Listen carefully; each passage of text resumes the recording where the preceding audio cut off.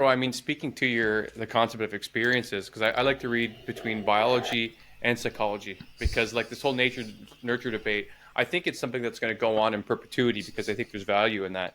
I mean, I'm reading a book right now called How Emotions Are Made by Dr. Lisa Barrett. I think she's at Northwestern, Yep. and there's a concept she just introduced in the book. It's like cultural something, a cultural accustomation or something like that. But the concept is that like even when people have lived, let's say 10 or 20 years in one culture, they experience emotions and different ability to emote or different concepts for emotion from that culture. And then if they were going to take themselves and move, let's say, to the US or South America or wherever, even after 5 years or 10 years, they start to emote in different ways because they learn different concepts and different contexts in which to allow themselves to move throughout the world.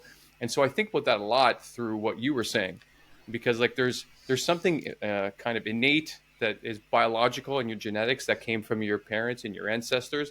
But then as you move through the world as a child, you learn how you're allowed to be or not be in that society. Yeah. And so it's I'm sure it will never be possible to say like you are 40% nature and 70 or 60% nurture. I Yeah. mean, No, impossible.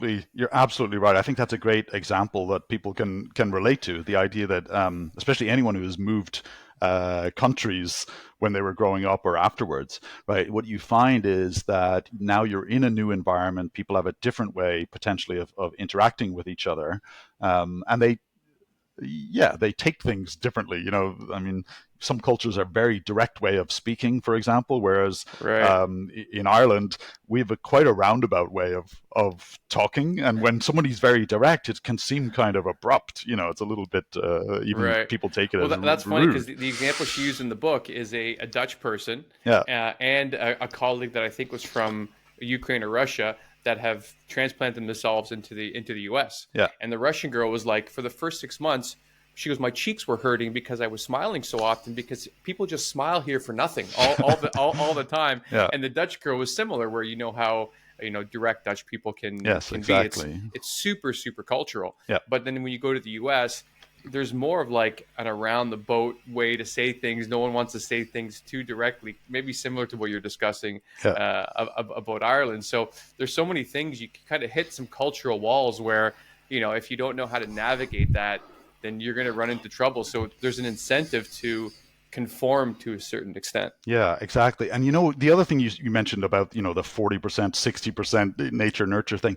Um, So it doesn't make sense to apply those kinds of numbers to an individual. And if you think Right. about height, for example, it doesn't make sense to say 80% of my height comes from my genes and 20% from my environment. That just is a nonsense, right? But Right. what does make sense is to say across a population, how much of the variance that we see, how much of the width of the bell curve, for example, how much of those differences are due to genetic differences versus non-genetic. So that Mm. makes sense. But people take it as a statement about individuals where it just doesn't apply, right? It's a statement about populations and where variation in a population comes from.